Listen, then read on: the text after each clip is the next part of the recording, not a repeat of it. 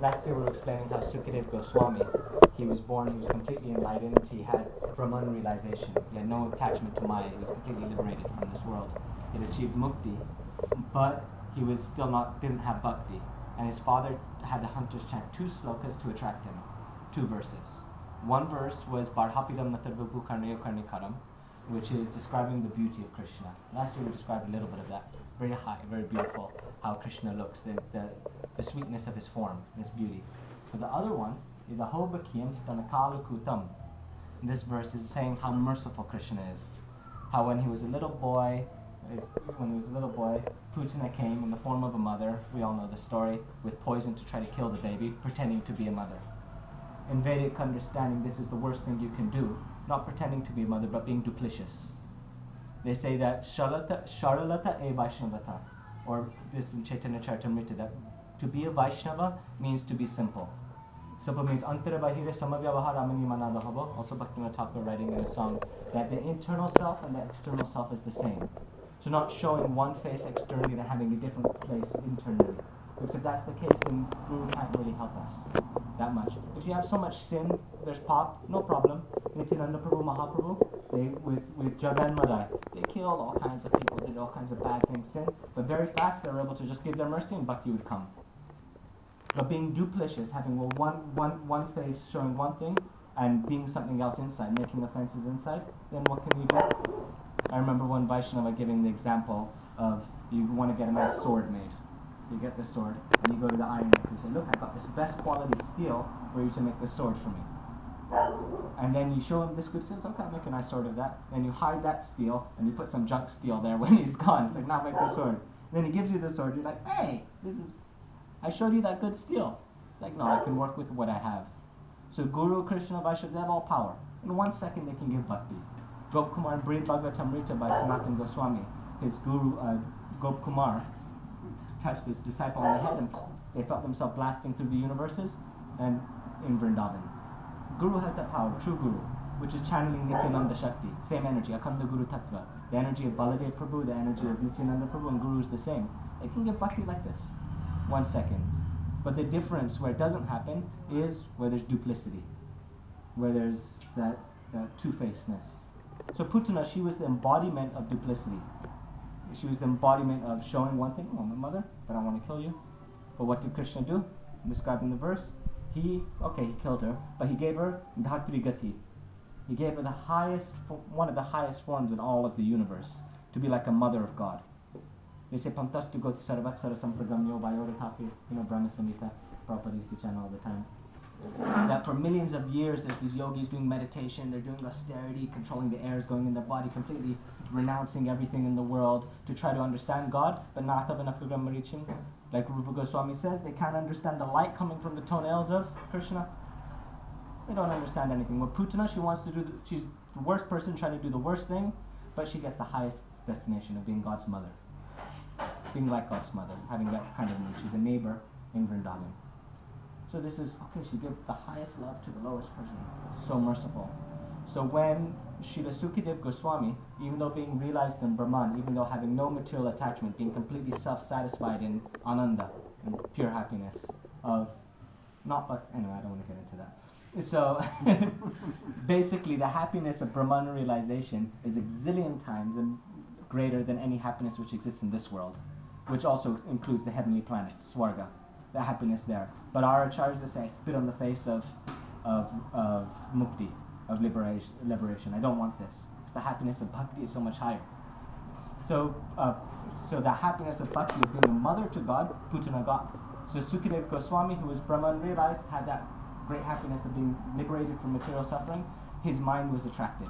He wasn't able to fix his mind in meditation and Brahman realization when hearing how beautiful Krishna is and how merciful Krishna is.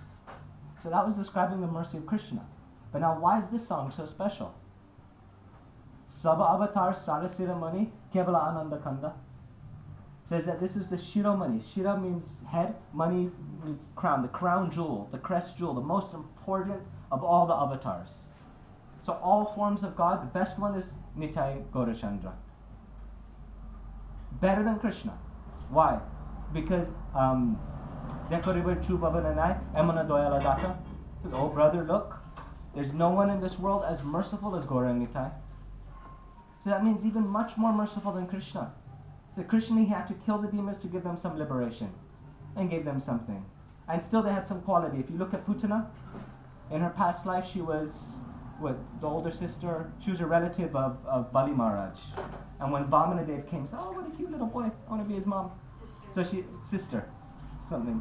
Said, I want to be his mother, I want to give love and affection to this little boy. And then when she took everything, when he took everything, Vamanadev, he became Trivikram, big, and he said, oh, if he was my son, I'd kill him.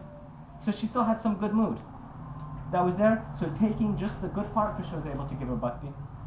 Or you look at Kaliya, okay, it's a big bad demon snake and all of that. But in his past life, how did he get the opportunity of Krishna to put his foot on his head? There was some Vaishnava, you know the story? I'll tell it really fast for those who don't. That once upon a time there was a king, and his ministers told him you have to take the foot water of a Vaishnava. And they said, well, where's the proper Vaishnava?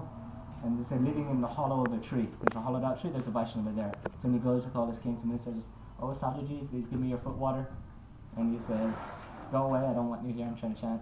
He says, no, please give us your foot water. So he says, okay. So he sticks his foot outside of the hole. And he's not absorbing his body, pure Vaishnava. So his body was rotting. He had like mold on his body and worms and leprosy or something. And the king was like, uh-oh.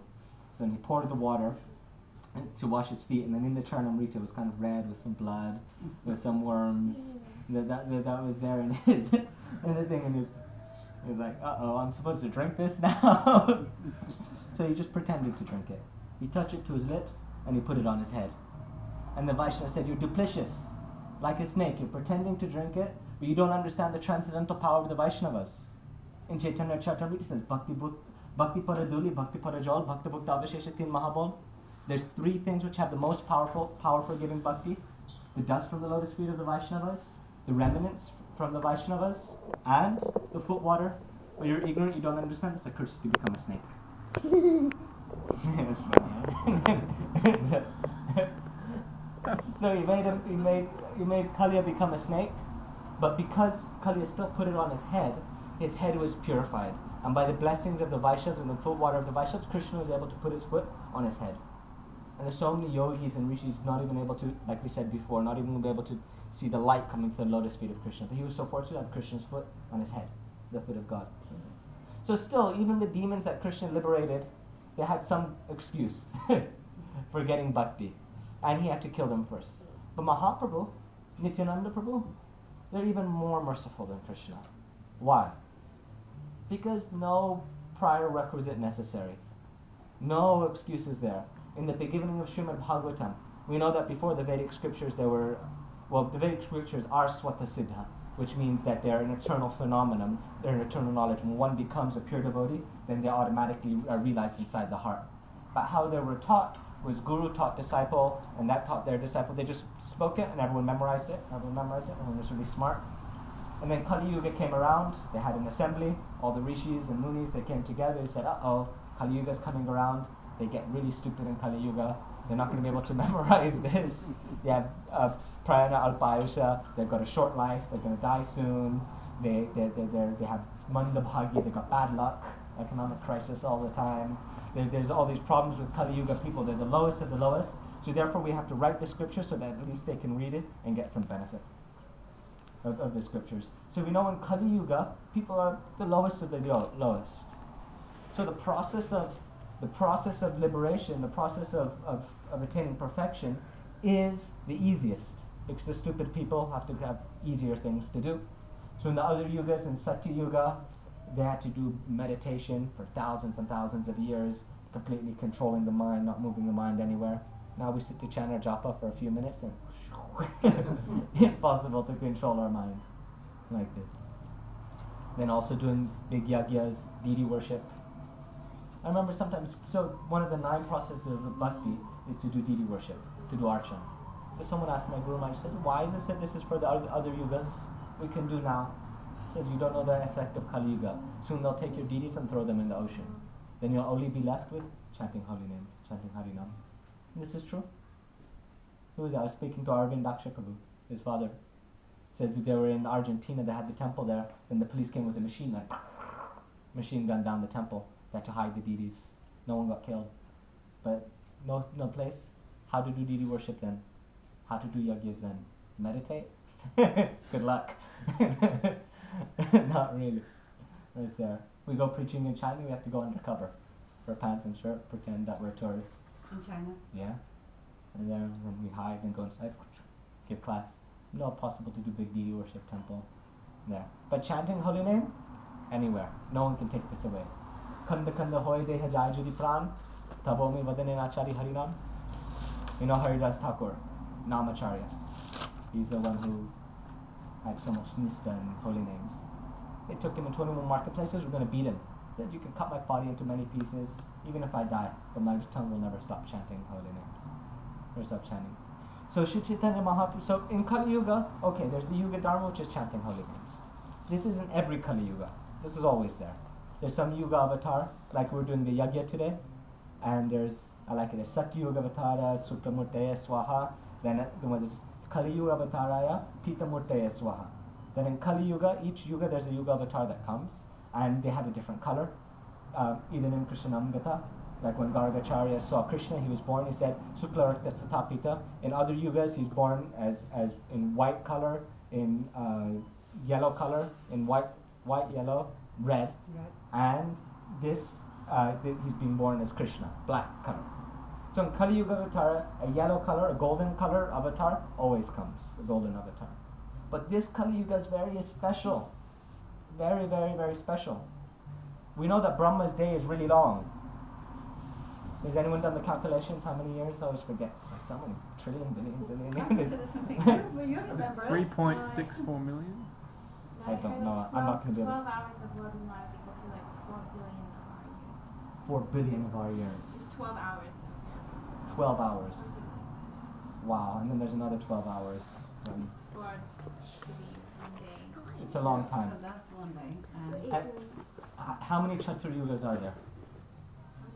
Chaturyugas. There's Satya, Dwarpa, Treta. There's the cycle of 4 yugas, 100. and they go around.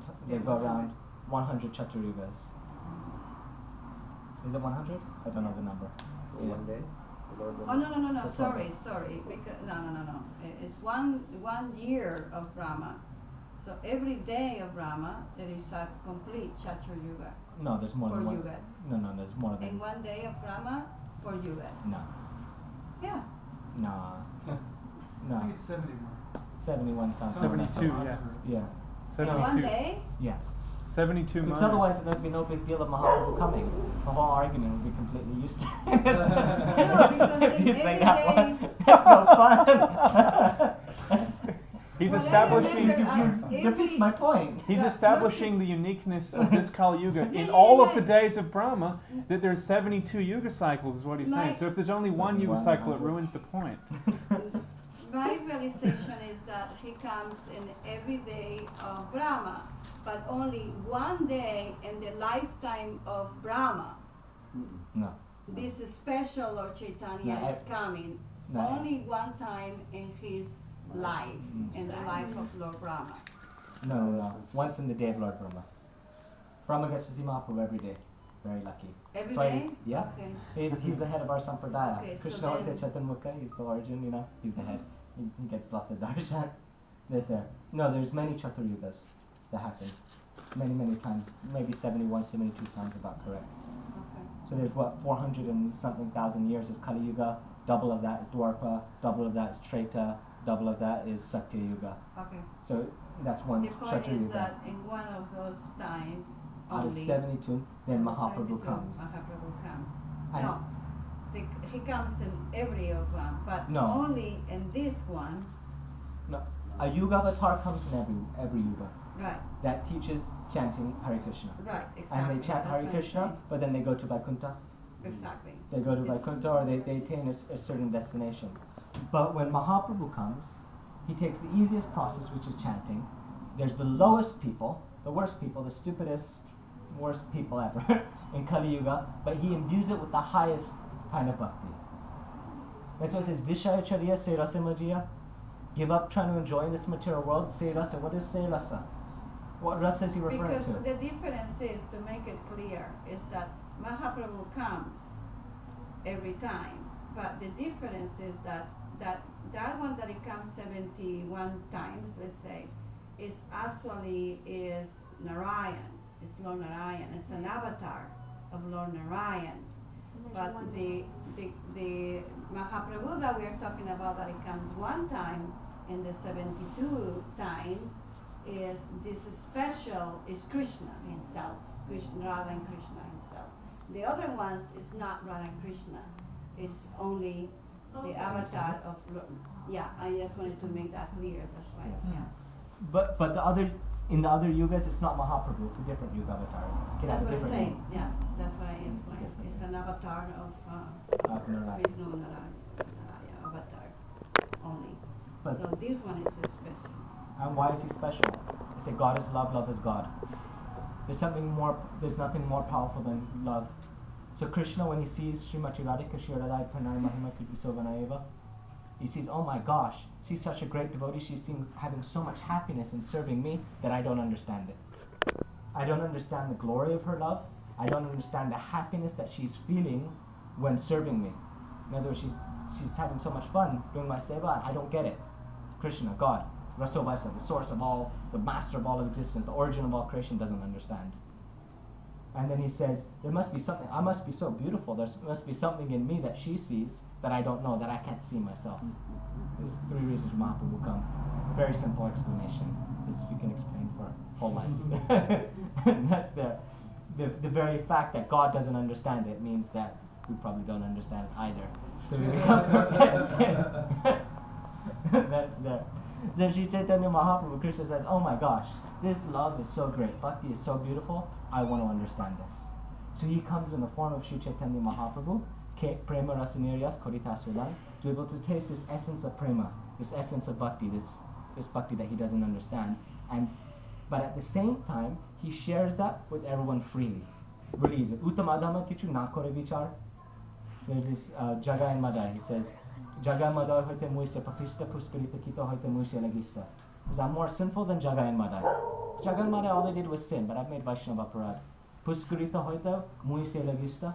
I'm even more neglectful, more, how do you say puskarita in English? Disgusting. Reject worthy, if that's a word.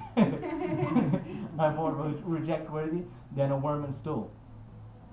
More nam loye jay tara papa hoy, more nam shune jay tar punyak shoy. Even by chanting my name, you chant Hare Krishna, you get sukriti, and it's good for your spiritual life. But by chanting my name, your sukriti is destroyed. It says. And what happens? It's just simple even to remember my name, or to see my name.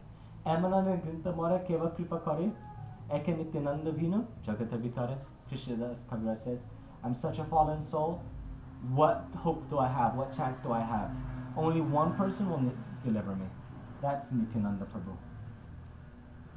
Nityananda Prabhu, he had Abhiram Thakur, one of his disciples, used to walk around with a stick. He would see someone whack up over the head, then they would get praying. Like this.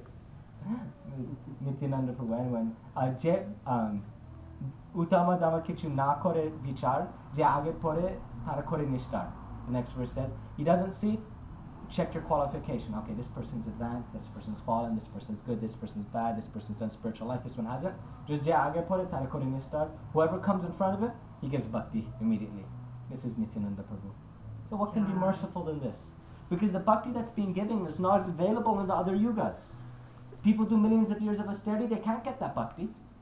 The stuff that God doesn't understand, that's the bhakti that's being given out now by Chaitanya Mahaprabhu. By doing deity worship, yagyas, all these things in the other yugas, they can't get that. Many munis, rishis, they can't get anywhere near that. Even the love that Putana got, to be the mother of God, is not as high as what Sri Chaitanya Mahaprabhu is giving now. Anarpita chirim chira karuna avatir nakalo. Anarpita has never been given before. Mahaprabhu is giving freely. Very easy. Just come, give bhakti. Come, give bhakti. Very easy to give. I've heard Vaishnavas say the reason why he's able to do that is because the love is not his. The love is Srimati Radhika's. So it's not his. Yeah, take it. Take it. They're giving someone else's love. There is the pastime. You can tell about relating to that. where the Brahmana came to ask Krishna for gold, and Krishna said, "I have no gold, I have Srimati Radharani," and they wait her.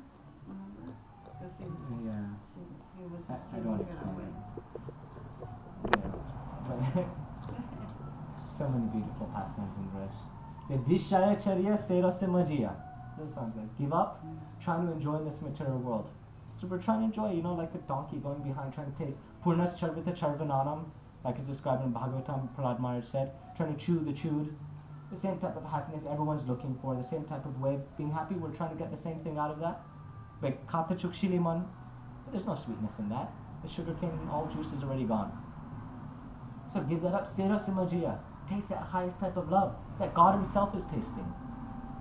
Pashupaki Jure Pashana Vidare says the birds are crying, stones are melting when hearing the qualities of Sri Chaitanya Mahaprabhu. So have you ever had, like, you watch a love story or you feel some love and your heart melts? It's like, the melting of the heart. So the love of Sri Chaitanya Mahaprabhu, the love of Krishna is so powerful that even rocks melt. But it's not just a little warm fuzzy feeling in the heart that lasts a few seconds. The rocks actually melt. You go to Charan Pahari, in Brajamanda Parikrama, we go, I love it. We go with the buses, there's places where there's Krishna's footprints, the footprints of the gopis, the cows, elephants, peacocks. When Krishna played the flute, all the rocks melted, and then the footprints are still there in Charan Pahari. So beautiful. That's there. Or you go to Alalana, Mahaprabhu is in praying, and he was rolling on a rock, and there's Mahaprabhu's body's imprint inside the rock. That's there. If you go to Jagannath Puri temple, we're Western, we can't enter, but inside on the Guru's Astamba, Mahaprabhu was seeing Krishna. He was seeing Krishna in Kurukshetra, this mood of separation. It's also Nityananda. What does Nityananda mean? Eternal pleasure, eternal happiness. But that happiness has two sides. There's meeting, and then there's separation. There's the happy part, there's the sad part, and they nourish each other. It's necessary. So the pain of separation is an important part of the sweetness. So Sri Chaitanya Mahaprabhu, what's he doing in Gambhira? Just crying, crying, crying. Like this hearing Srimad Bhagavatam. Crying, why? Because when the heart melts, then it comes through the eyes. Also crying. They say in Chaitanya Charitamrita that if you chant Krishna's holy names, if you chant japa, if you hear mantras from Guru and Vaishnavas, if your hairs don't stand on end, if your heart doesn't melt, if you're not crying, then it means there's something faulty in the practice. You're not doing. And what?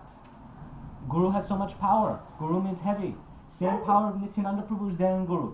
Same mercy which Mahaprabhu came to give is available for us now. So just as Nityananda Prabhu can give Jagai Madai Bhakti, bam. Just as Gop Kumar can give Jagai Madai Bhakti, Guru can give us. But why not there? Why not there? That's why in this song, this is actually a song of Akshat, of lamentation. It says, Pashupakshi Sunajara Guru, the last song, Samsara Bhujya Rohili Pore Se Padina Hilasha, Apana Karama Bhunjasama Kahilo Chanadas. Roshan Das Thakur says that it's not that Mahaprabhu's mercy is ineffective. It's not that Nityananda Prabhu's mercy is ineffective. But Apana Karama Bhunjasamana. But my own desire, by my own will, therefore I'm not able to taste the sweetness. There's the calm beach. It's in the, generally don't say out loud, but it's the mantra in the beginning of the Gopal mantra, or the Kam Gayatri. This is the mantra that Krishna plays in his flute. When he plays the mantra in the flute, he's calling the hearts of all the gopis, and then they come and perform Ras Leela.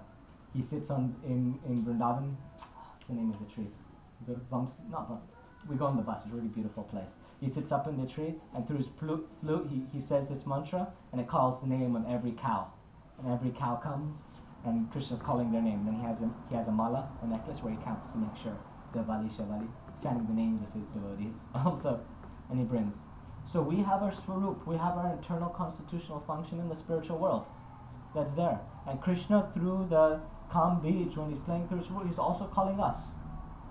He's also saying, come, come. But we don't hear. Why? His fault. Apana karma bhunjaya samana.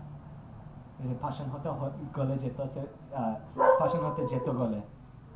Says that if my heart was as hard as a stone, it would melt. Because all the stones melted. by the mercy of Sri Chaitanya Mahaprabhu. But why? My heart's even more hard than a thunderbolt. Because thunderbolts, hardest thing, smashes mountains. My heart's even more hard. Why? One reason only, which is possible aparad. What does Radha mean? Radha means love, apa means against. So that what goes against love, against relationship is aparad. So if the goal is love, if the goal is prem prayojan, which is love, relation, what is bhakti? It's a relationship with Krishna. It's a loving, affectionate relationship. But not with Krishna by himself. We don't like Krishna by himself. That's why the Vrajavasis didn't go to Mathura, they didn't go to other places to see Krishna. They didn't like the association he was in. We only like Krishna. Tadyasta Dhama Vrindavanam. When Vishnu Chakravarti Thakur is explaining the glory, when he's explaining what is the definition of our sampradaya, he says, we like Krishna only when he's in Vrindavan. And only when he's Gopastri Pariveshtito. Only Krishna when he's in Vrindavan and he's surrounded by the gopis, that's the Krishna we like. Other Krishna? Jahi Madhava, we don't need. That's the one-pointed fixed desire, love for Krishna. Why? Because Krishna by himself is Nirvishesh Brahma. Impersonal. But we're personalists. Krishna ha Vrajajan Mone Dayakari Bhaktivinoda Thakur praying in his songs. The family of Vrindavan, please include me as part of the family. That's the Krishna we want, in the association of the Vaishnavas, in association of the devotees. So Radha means creating a loving relationship with Krishna, with Vaishnavas, with the associates of Krishna. Aparad means we go against that. Bhakti means anything we do that breaks that relationship is aparad. And this is the worst thing for bhakti. It's kind of a no-brainer. If you want love, if you do something that's not good for love, it's aparad. It's against love. Because sometimes coming from the Christian conception, we see aparad as, it means you're a sinner and you're inherently bad and you're guilty. That's not what aparad is. Right there. Anyway, basically, to wrap things up, we're still in the middle of kirtans, I haven't started class yet, is that Mahaprabhu is really merciful. He takes the best stuff, gives it to the worst people, and gives it in the easiest process. And that's available for us now. We saw about how long Brahma's time is. Mahaprabhu came only 500 years ago. That's there. The power of Mahaprabhu, of Nityananda Prabhu's existing there in pure Guru. And if we go, then bhakti will come inside our heart very easily. We can taste that love which God himself is trying to understand. It's available for us now. So very fortunate, don't waste time. But it kind of, one thing that I feel is important to say, just a small little point, is that sometimes when speaking this, it can feel like, oh my gosh, this is really negative. It's saying it's all my fault. And I'm really trying, I'm doing my best. I've got my faults, I've got my problems, but I'm really trying. What can I do more? That's there. I'm not a pure devotee, and that's okay. Then we hear Lava Mata Sadhu Sangha Sarva Siddhi Hot. That 1/11th of a second, one small particle of association with the Vaishnava, all perfection can come. It's the most valuable thing. That's there. So I asked my Guru Maharaj, we were there one time, he was sitting for any questions. So I said, we're hearing, he was giving a whole week-long class on the glory of Sadhu Sangha. And I said, we're hearing so much of the glory of Sadhu Sangha. We see so many anarthas are there. There's so much lust, so much anger, so many problems are still inside the heart. So I thought he was going to say, well, you've got to really do Sadhu Sangha properly. Mosquito doesn't do Sadhu Sangha. They're just disturbing the Vaishnavas. Sadhu Sangha means understanding the moods of the Vaishnavas and serving them internally and blah, blah, blah. That's what I thought he was going to say, which is true. But then he said, do you want to eat meat? No. Said, do you want to drink? Said, alcohol? Yeah, I said no. He said, do you want to beat and kill any Vaishnava?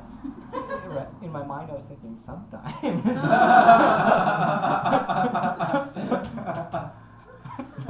I didn't tell him that. Maybe that's why I don't have bhakti. So I said no. I